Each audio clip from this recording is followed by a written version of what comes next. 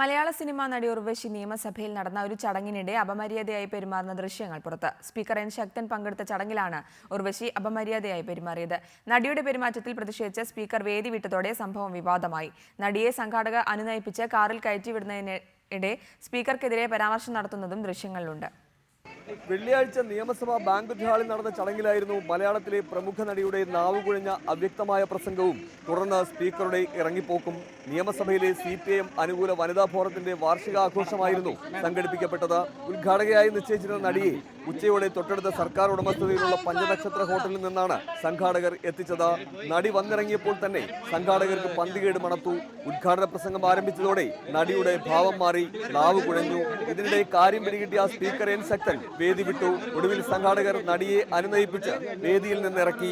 അതിനുശേഷമുണ്ടായ സംഭവങ്ങൾ ഈ ദൃശ്യങ്ങൾ പറയും.